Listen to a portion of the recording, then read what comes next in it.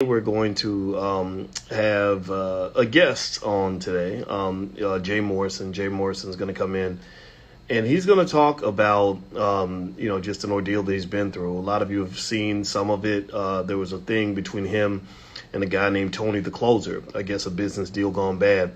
Well, instead of taking it to court, which I think would have been the right solution, they took, Tony kind of took it to the streets, and it got messy, and it got real inappropriate. It got real inappropriate, disrespectful, kind of chaotic and crazy.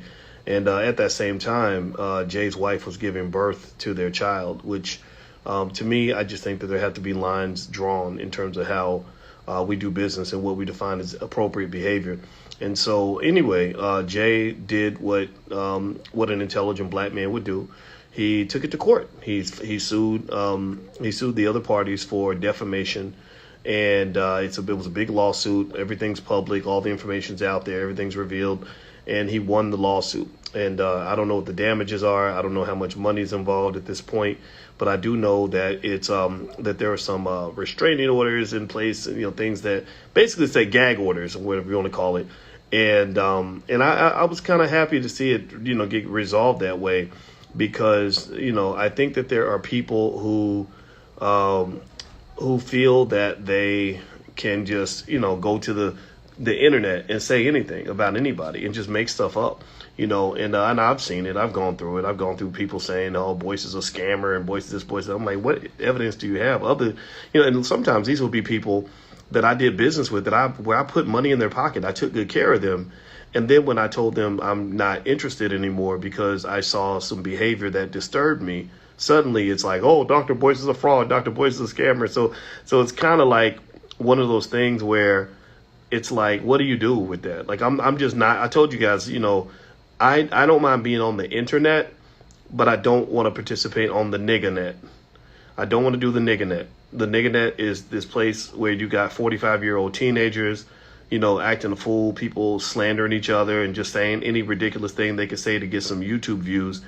And I don't participate in any of that. And I told you all back in 2017, about 4 or 5 years ago, I told you guys that I basically I'm not going to fight with black people on the internet. I'm grown. I want to be a grown man. And so Jay took it to court. He didn't go and try to, yell his way out of it. He sued and he won the lawsuit. And all the information is available, and I encourage everybody to take a look. And Jay's supposed to be coming in a minute, and when he comes in, I'm gonna let him do the speaking for himself. And I'll just say, some of this stuff in our community, I can't explain it. I'm not gonna say that these are necessarily bad people. It's just different culture. Like, so for example, there's a guy who says something about, I sued Dr. Boyce for being a simp and I won my case. Ha ha ha. That to me just says that this guy's either stupid or he's like probably under the age of 30. I mean, in that case, I forgive you for being young and dumb. Like, I'm 51. I'm not gonna respond to somebody who calls me a simp because I love a black woman. Well, I just look at that and I say, what is wrong with you? I got married to my wife, and I had this small percentage of black men who said, oh, that's simping. I'm like, you are really a loser, dude. Like, if you're running around letting other men tell you how to be a man, then you ain't no man. Like, what are you doing? You taking it in the butt from somebody or something? Because you don't sound like no man to me, because to me, a man does what he's going to do, and I think in general, that kind of immaturity, I don't know where it comes from. I don't know if it's just miserable people sitting in their mama's basement just deciding to troll on the internet, or if it's just people who are just lost. There's a lot of lost people in our community. Y'all know what I'm talking about. There's a lot of lost people. And, but at the same time, there are lots of people who have found their way. And I really encourage those who found your way to lead the way. Lead the way means you grab the people that get it and you lead them to a better place. You lead them to a smarter position. You lead them to be in a position where they're going to win. Let's see, your class last night is going to be a game changer for me and my family. Good. I hope you enjoyed the class last night. We are digging deep. I'm showing everybody some techniques that I discovered on how to generate income consistently by selling stock options. It has been awesome. It will put big money in your pocket. I know it puts money in my pocket. I do it every day. I invest with my whole family now. Like, I got my whole family on board, and it's because I believe in it. I really believe in it. Nothing's risk free, but at the same time, it's something that I'm really excited about. Like I was super excited to teach that first night of the class, and we still have 3 more classes. And so the link's in the bio if you want to join the cover call program. It's now the full price is $6.99 now. It was discounted up until the date the class opened. After the enrollment date, the late registration fee is a total of $6.99, but you get everything for life. It's yours for life. And there are programs out here that charge thousands of dollars that don't give a direct pathway to making money. Like this is clear. Like by the time you're done, if you have a little bit of money to invest, I can show you exactly how to turn that into money. So that's what it is. So let's see. If somebody says Jay's a scammer, why do you support a known scammer? That's the thing. Like when you say that, you don't have any proof, and that's the problem. People will just run with that. He's a scammer. He's a scammer. I didn't see any proof of that. I mean, if you had any trouble accessing the class, email support@theblackbusinessschool.com. We got a whole support team waiting for you. Just email support@theblackbusinessschool.com. When you log right into the class, the link is right there to join the Zoom. It's right there. There was 400, 500 people in the class last night. So if you had trouble accessing it, it's an easy fix. Also, the recordings are available. They're yours for life. All the slides are yours for life. We have bonus materials that are yours for life. So email the support team. Anybody that ever has a question about the Black Business School, email support@theblackbusinessschool.com. I just want to make sure I take care of that. But yeah, I just kind of think, like I invested with the Tulsa Fund. I have been to the Black House. I got an office in the Black House, and I specifically got it for 2 reasons. 2 reasons I got an office in the Black House. And I guess Jay's coming in here in a second. 2 reasons I got an office in the Black House. One was because I wanted to support Jay and his family. I knew what him and his wife were going through. I don't know if anybody's ever been pregnant before, but the amount of stress that was put on that pregnant woman was sad. I mean, it was just sad. You don't do that to a woman that's about to have a baby. That's just messed up. The second, so I wanted to support him because I've done business with him and it's been fine, But then 2, I got an office in the Black House because that's where it's happening.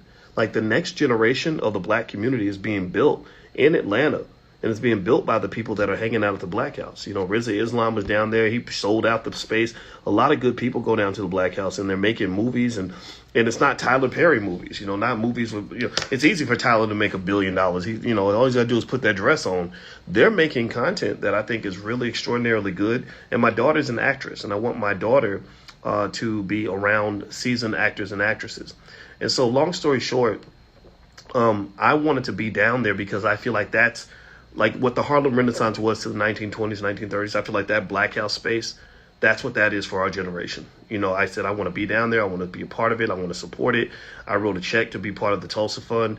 I put in $10,000 because I saw Nipsey Hussle put in $10,000 before he died. I just said, when Nipsey said it, I got inspired. I said, I'm gonna put $10,000 up too, and I was happy to see them raise some money. Now, here's the thing.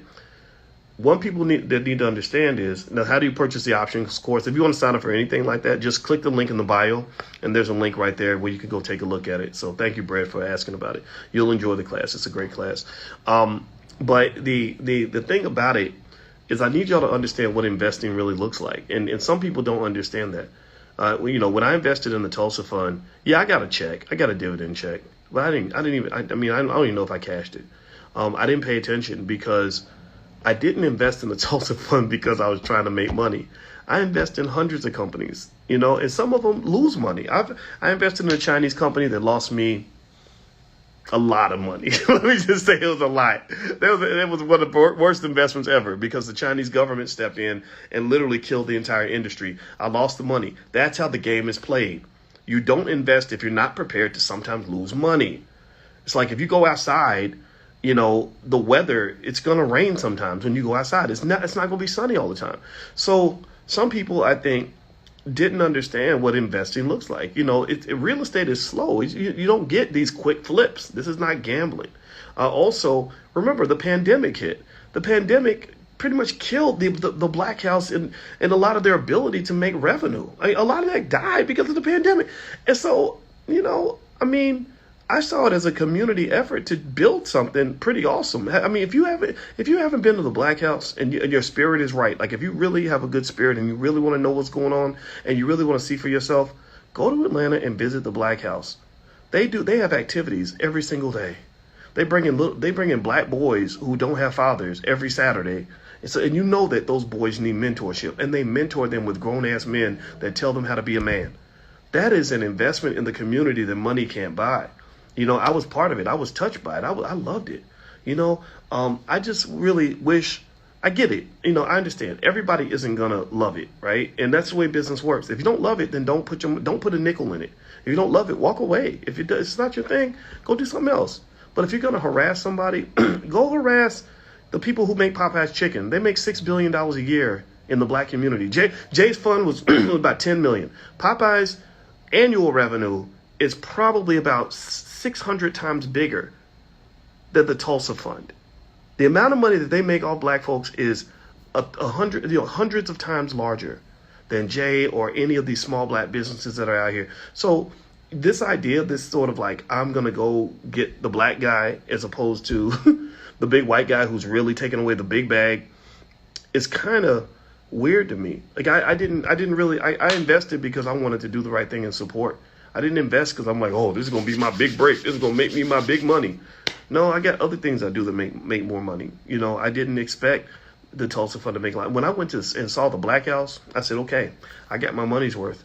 I got a brick in the Black House, got my little name on it. I was one of the founders of it, and I'm very proud of it. And am I speaking as a friend to Jay? Yes, I am. I am speaking as his friend. And believe me, there are people out here on the internet right now who call me a scammer and call me a terrible person. And these people, I thought they were going to be my friends. And I saw inappropriate behavior. I saw them harming other people. There are people that in this space, in the black internet space, I don't talk about it. I don't do a chatty patty. If I got something to deal with you, I'm going to take you to court. There are people in this little space whose names I can name right now who have borrowed thousands of dollars from me, who came to me with some sort of trauma, or some difficult sob story, or some tough situation, and made all these promises. I loaned them the money, and they didn't pay me back. They paid me a little bit back. This one particular person I'm thinking about, she paid me a little bit back, and then didn't pay anything else. And you're not going to hear me go on the internet try to destroy what she's got going on. It is what it is. It's life. I learned the hard way. Don't go around loaning money to people. Whatever. It broke my heart, made me sad. But to me, I'm trying to think about the bigger picture. The bigger picture is that I want us to win. If there's something I don't like, I don't go out of my way to try to destroy it. That's my point. Believe me, there's a whole lot of stuff going on the internet that I don't like. I see people destroying black relationships by giving black men and black women terrible advice. I'm not going to go destroy that. I'll just say, well, here's another point of view. Like for example, when Kevin Samuels was around, I didn't dislike everything Kevin said. I liked some of what he said. But I said, no, you shouldn't be telling black women they're going to die alone. You're hurting people's feelings.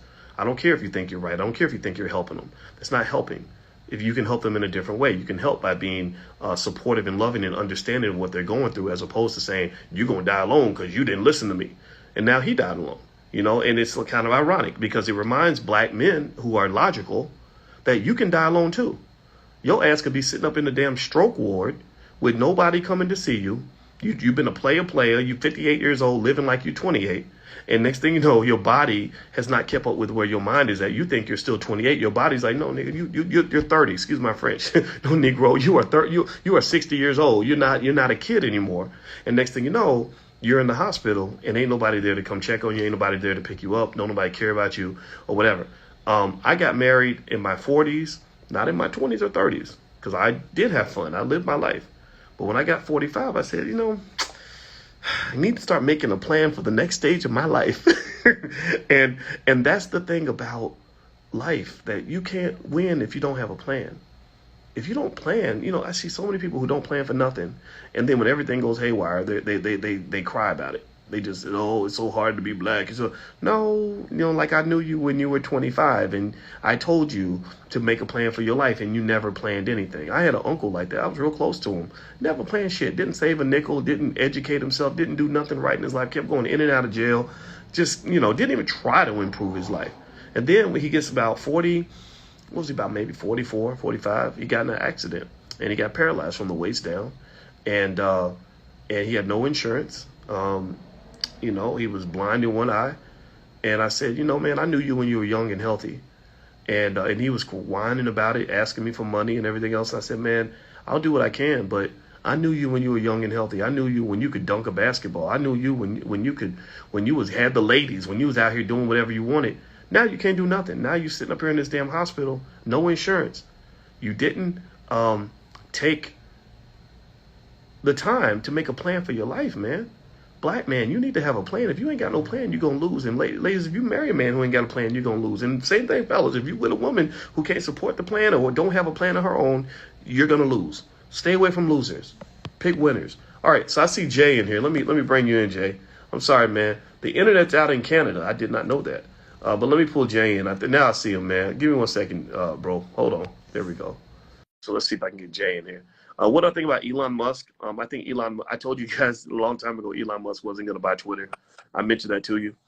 So Big bro. Yeah, there you go. What's up, man? How you doing? Amazing. Yeah. Okay. How are you? Yeah, man. You know, we've been chopping it up, warming everything up to get ready for your arrival, man. First off, congratulations on the big win. How does it feel? First off, thank God for favoring me and dealing with my enemies and honoring what he told me he would do. That's the first off. Somebody just said I didn't win, but I did. I actually did.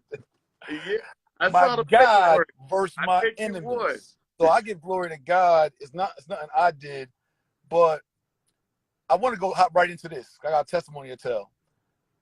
Out of the last 4 years of my life, I had an 18-month SEC and FBI investigation. Real black man, y'all. I'm not an internet figure. I'm a real black man like y'all. Your cousin Jay, right? Your brother Jay, your uncle Jay. Real black man who really raised money with the community the right way.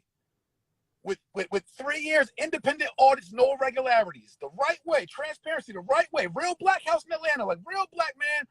Real 65 corner classes, real 34 cities, real hip-hop to homeowners, real 4 books, real J. Morrison Academy 10 years, real Inc. 500, real Georgia Senate Ambassador, real Georgia 2022 Citizen of the Year, real black man, father, Ernestine's husband, father of 3 daughters, real black man, yo, your cousin Jay, not an internet figure.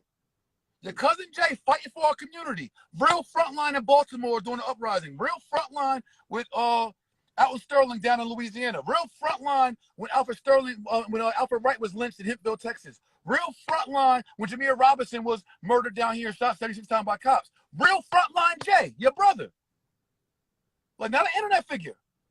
Went through an 18-month Department of Justice, FBI, and Security and Exchange Commission SEC investigation for 18 months of his life as a former 3-time felon, thinking the government's about to get me. I'm done. They Garveyed me.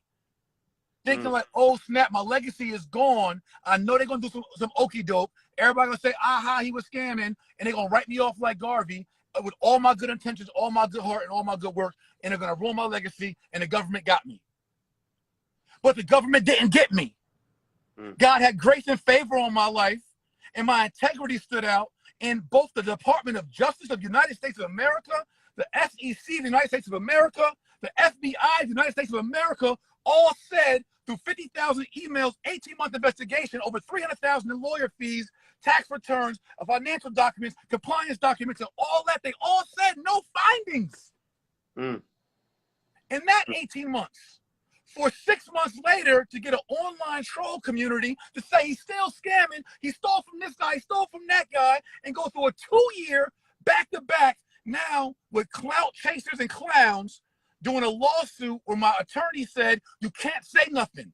That's not how big boys and bosses do business during lawsuits. You can't say anything during your lawsuit because anything you say during your lawsuit can be held against you in the court of law. Genius. I had to sit on my hands for 2 years while a man trashed our fund, the fund you're a part of, your family owns equity in. Trashed our fund, trashed my family name, that good old Morrison name, trashed it. And everybody snickered, put smut on my name. And I couldn't do anything about it because God said I couldn't do anything physically.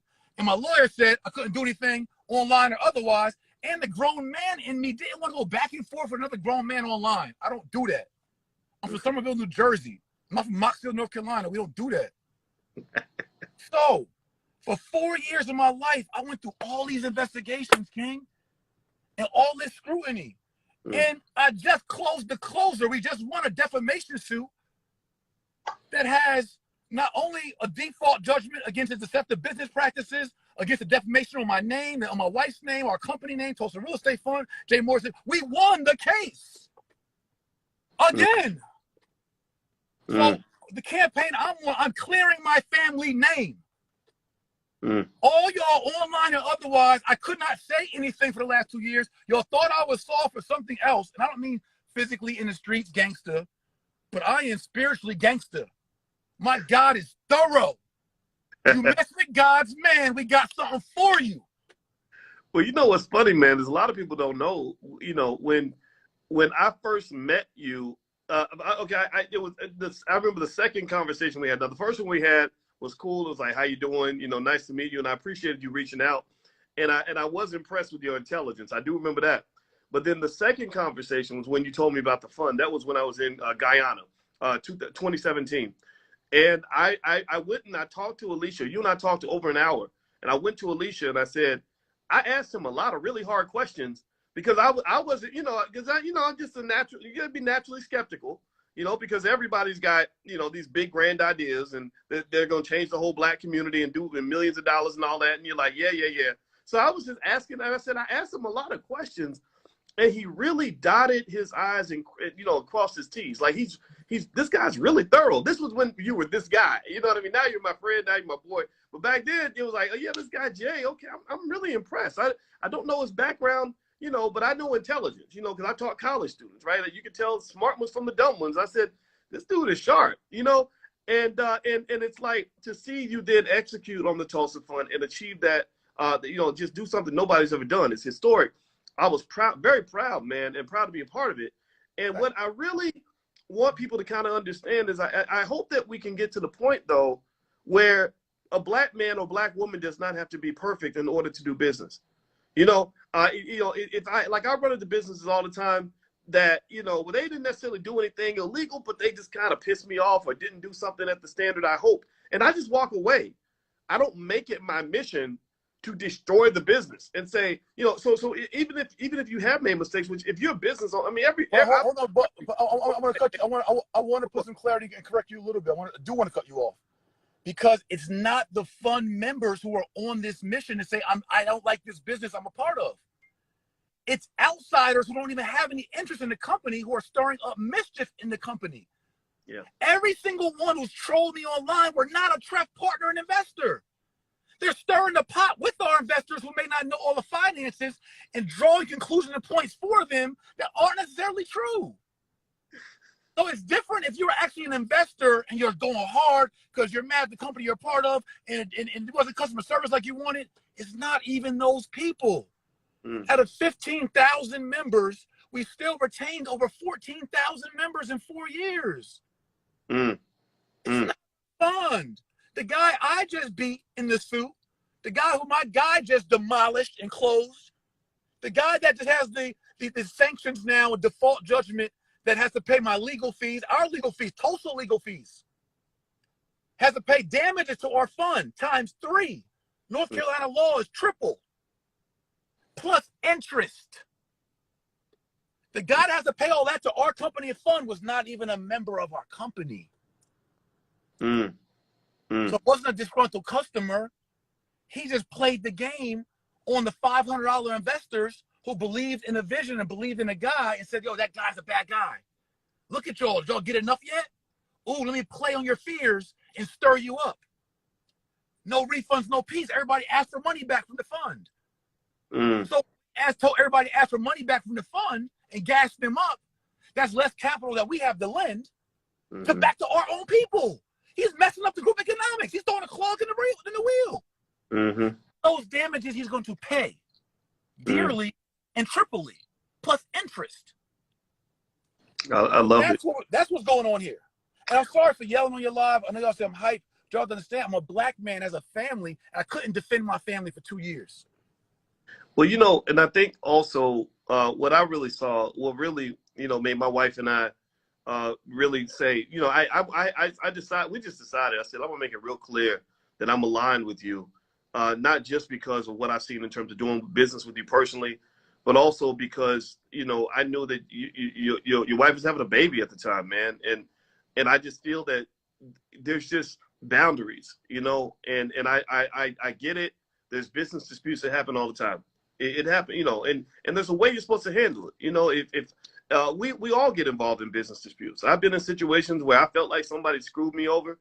I'm not gonna go and throw temper tantrums on the internet. I'm gonna go to court. I'm gonna call a lawyer. Let's sue him, or I have to walk away. I won't do business with him anymore.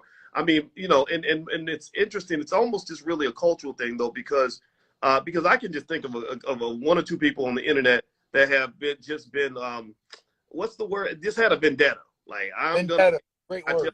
tell how terrible voice is, and I'm sitting there thinking, if people really knew all the raggedy shit you did behind closed doors, it would change the whole narrative. But I'm just gonna operate up here. I'm not trying to get down in the dirt, because it takes something away from your ability to really get things done. And the Black House, y'all show me any other places out here that are doing what the Black House is doing. Tell us about the Black House and some other things you've done with the fund. That's what impresses the hell out of me.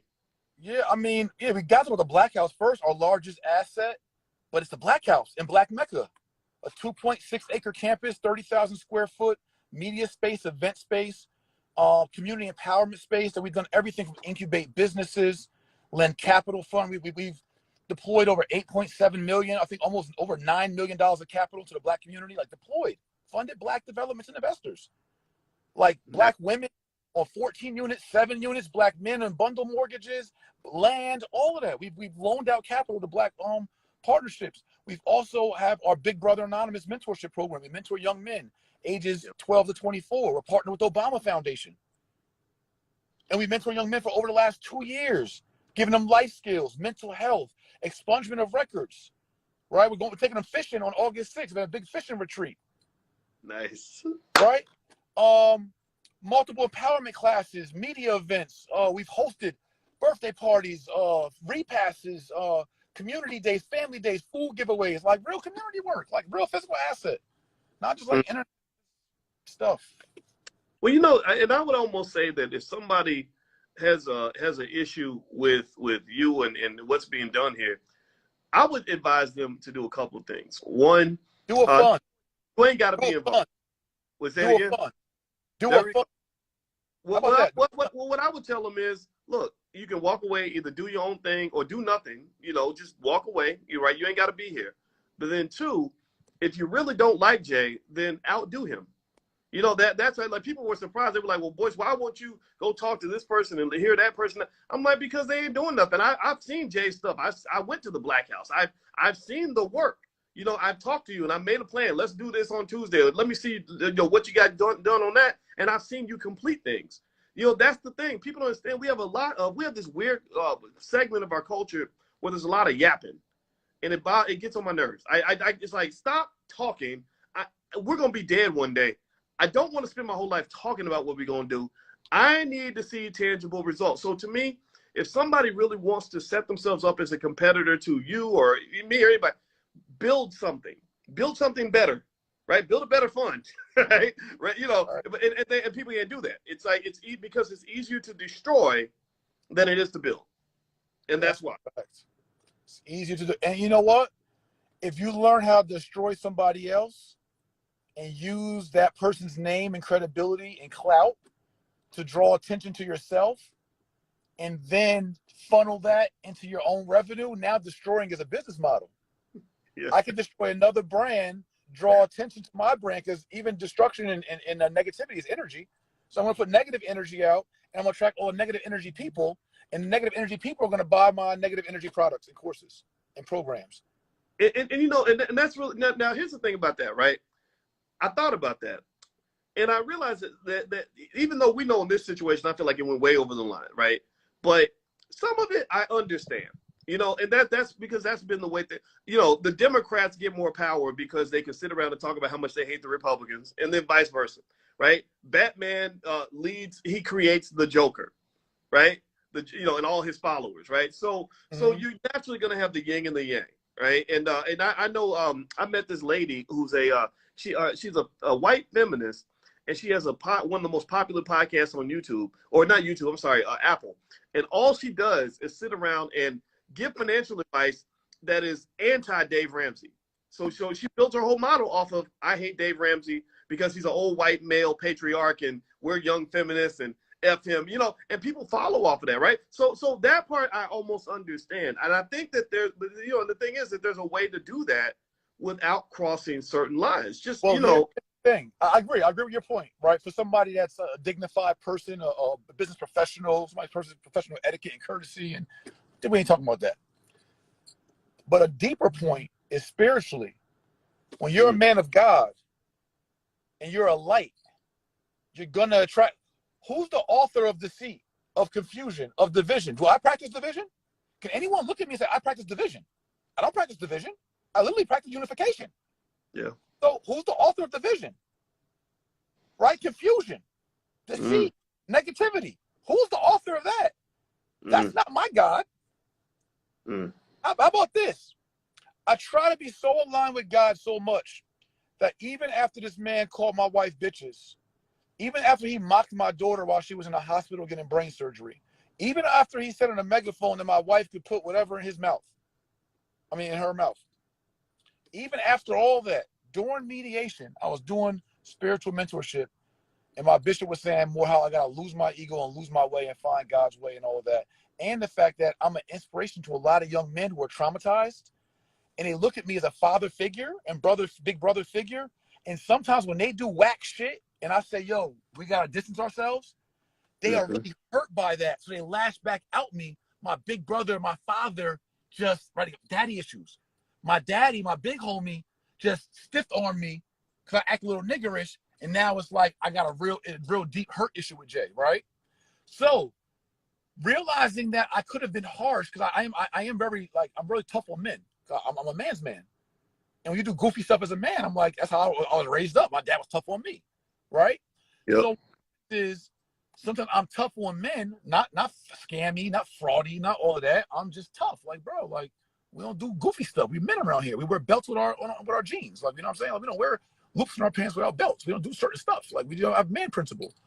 And when I do, so in thinking that I could have potentially not showed him enough compassion, knowing that he was very sensitive to the 5 domestic violence accusations he's had against him and those kind of things, and knowing those things kind of rubbed him, whatever, right? So I apologized during our mediation to him. After he respected my family name, smeared me, cost us hundreds of thousands of dollars and all of that, I still was like, King, I want to say this beginning of mediation. I said, I want to say this. You're wrong for what you have done. But if I have wronged you and I wasn't compassionate enough with you in the phase that we were in mentorship, I want to apologize for not being cognizant enough and not thinking and caring about you enough during that time. This is me during mediation, King. After his man had already protested in front of our crib before we moved in and did the Black House protest and all the wild stuff. Wow. I'm just trying to get closer to my God. That's my priority. That's right. So I had to think about even my wrong, or even where I can grow greater and closer in that, while still hold them accountable and all of that. Just saying, try to say, my light shines. So someone that's just broken and cracked, such a whatever going on with bro, or all the other kind of people, we're traumatized. You know our trauma. So when they see a light in our community, like, oh, what? Like, you know what I'm saying? And the light doesn't accept them, that can make them feel rejected by the light. So now I hate the light. So that's all you gotta do is just put a clean cup next to a dirty glass. I think Elijah Muhammad said that. Put a clean glass next to a dirty glass. Y'all, people could paint a picture of me if you want. Just look at my light. Look at me. Judge me by my fruit. The man or woman who judges me, look at their fruit, and then judge my fruit. Wow. Well, you know, man, I think that what's interesting to me is when we get into these spaces and Black men are forced to prove that we're just good people, you know, and I honestly gave up trying to prove I'm a good person. I say, you know what, just evaluate me based on my actions, what you see from me day to day. I'm in there in the trenches with my audience every single what you produce. You judge a man by his fruit, what he produce. Yeah. Yeah. And I just say, look, if somebody told you I was asshole of the year, then okay. Then let's see. Let's hang out with boys for a while. I want you to listen to me, and after a few times, you'll get a clear view of who I am, the flawed individual that I am, but the determined man that I am. I don't see myself. I am never. Man, what you went through, that's a nightmare, dude. I mean, the federal investigation, then that other chaos, and then the Tulsa Fund. 14,000 investors, man. I mean, that just makes my head hurt dealing with that many people, that many personalities, that many, So I say he's better than me. I don't know that's not, so I thought it was remarkable what you did. And I invested in the fund because I love the fact that I get to go see the Black House now. Like it's like, yeah, we did this together. Black people, we built something that's awesome. It's like our own little university and our film studio and all these great things, man. Like that's all. I mean, and I come from a background where, as faculty members, when we would try to go and get jobs at a white man's institution. So when I got that office next to yours in the Black House, I said, look at this. We built our own damn university, and I got an office right next to the president. And we are out here changing lives. We getting it done. As imperfect as I know I'm always gonna be. I'm never gonna. Me too. That standard, right? And that's the other thing about business. I think people should learn. Like, you're not gonna. White people mess up on the epic level. Like, they do crazy things in business. But with guys like yourself that are doing things for the first time, it's like you have to walk on the damn tightrope. Any little thing that they say, oh, we did this wrong or that wrong, that people make it into more than what it is. I don't anymore. I'm don't anymore. I'm released from that. I gave everybody that. I'm released. This is about clearing my name. Like, yo, the hell, like, listen, if you haven't done it, haven't attempted to do it, no, you can't do it. But if you haven't been through the 4-year journey that I've been through of fund management, through all of this, and effort to figure out something for our people, not a money play for me, to figure out how we practice group economics for the largest we've done since Marcus Garvey. That's facts. These are real facts. And you want to just spend your time scrutinizing that, you not taking my piece. And that's why this is a culminating moment, because the biggest naysayer was not even a Tulsa Real Estate Fund manager, but who leveraged the exposure of having a fund of 14,000, 15,000 partners. He leveraged that to find cracks, and it caused division. That person was just hit with a judgment, a default judgment, and the damages aren't in yet.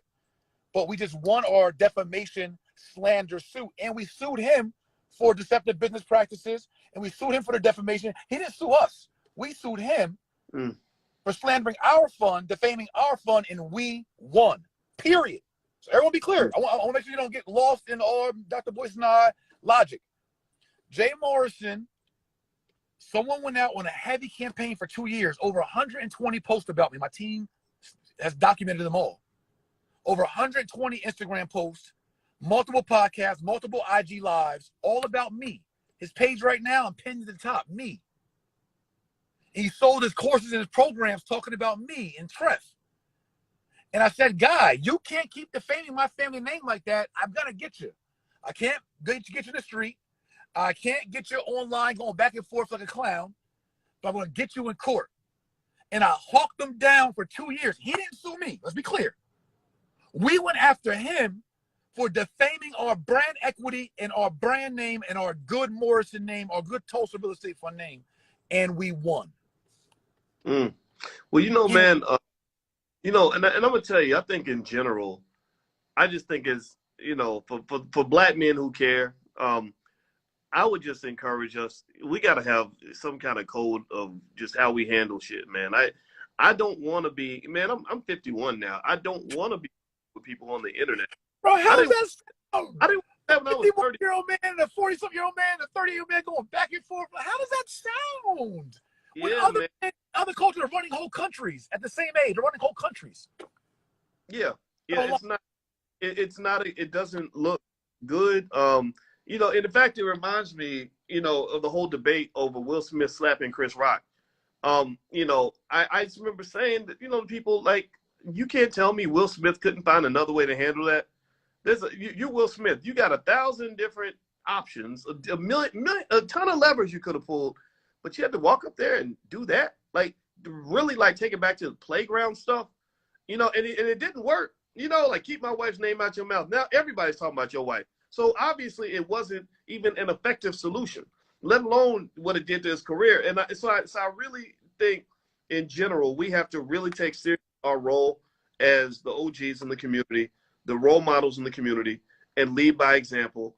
You still fight your battles, you still go to war, but you go to war with this. You ain't got to always go to war like this or like this, you know, yipping, yapping back and forth.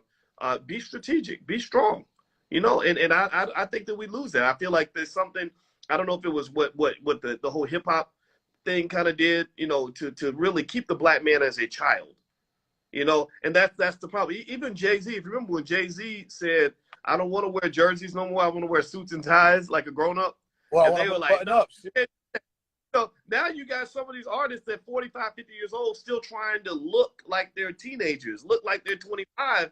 You're not 25 anymore. You know, like when do you grow up? You know, and I think we need space for that, man. So I applaud you for just, you know, handle like a grown up. You know, lawsuits happen all the time in business. Disputes happen all the time. You deal with it. You work. Elon Musk is probably involved in 20 or 30 lawsuits at any given time. You know, so a lawsuit is not the end of the world. It's not necessarily always a huge deal. It's just something you deal with in the course of business, and then you keep it moving. Yeah, it's very expensive. It's very time consuming. It's very burdensome, especially unnecessary ones when you're trying to do something positive for the people. But you're right. It's part of business, man. It's part of life. Yeah. I think the greater point is for us to also understand, and for this to be an example, you just can't troll, everybody. You can't just slander everybody. Like, you just can't get that off. And it's going to cost. And for him, it's going to cost. And for me, I'm just not going to let y'all keep playing with my name. It's my family name. It's my legacy. And we're done with that. So. Well, you know, man, I'm glad you won the suit, man. I'm glad your family's good. And I think in general, what also, you know, has to be understood overall is, even if you're doing something good, you know, when I read stories about history of other people that tried to do things that were contributions to humanity or whatever the case may be, they always had, you know, adversaries. They always had enemies. You know what happened with Garvey and Du Bois and all these people that were trying to take him down, you know, and what I realize is that when you're really trying to do that work, you know, your definition of God's work, you're gonna have people that are gonna require you to pull out your sword. You know what I mean? Like, it ain't gonna be like everybody's gonna get it and support it. And in many cases, some get so unlucky that literally label you as the exact opposite of what you actually are. You know, and so that's where really the core of your spirit comes into play in terms of you really remembering and knowing who you are and being ready to fight for that cause. You know, I think about even when, you know, times where you know, people like Farrakhan and others, where they would be literally hated by the very people they were trying to help. Mm-hmm. You know, you got to be committed, man. Because sometimes I'll be like, man, well, if you can't appreciate what I'm doing, then to hell with you. You know? Yeah. You gotta take up your cross, man, your burden, and you know, there's just seasons. And for me right now, it's harvest season, and you know, God is showing Himself through me. Showing His power, showing His glory and His grace. So I'm just doing my best to be a vessel. I don't mind all the other stuff, but all what I do know is, you can say what, you know, anyone can type anything online. Like, literally, you can make a fake account right now. You make a fake account, like, get a Gmail, make a fake account. You can go troll somebody's page and say a bunch of stuff, like, real quick. Like, it's not that, there's no investment to do that. Right. But what we can say is that I persevered and endured 2 federal investigations, pointless investigations in my opinion, but perpetrated by all this online stuff, direct slander and attacks and campaigns, got through that and won. And I continue to produce fruit by God's grace and continue to love our people and continue to grow and evolve and let my light shine and stand up for my family and create legacy. I mean, if you're mad at that, I don't know. Well, well, very happy for you, proud of you, and Thank you. I look forward to doing great work at the Black House, man. Facts. You know where I'm at with it, and it's a long road ahead, and a lot of great things you're gonna do, brother. So congratulations on everything. I'm elated though. I'm happy, man. God showed up. God told me to sit on my hands for 2 years. Imagine 2 years just going through this and just, I didn't say much. I didn't do much. I just took the beating. And the river flow. Well, good talking to you, man. Love and support, bro. And good talking to you. Yeah, appreciate you stopping in, brother. And thanks to everybody else. And we'll circle back around a little bit later. Thank y'all for y'all support as well. Thank y'all. Be one. Yes, be one. Peace.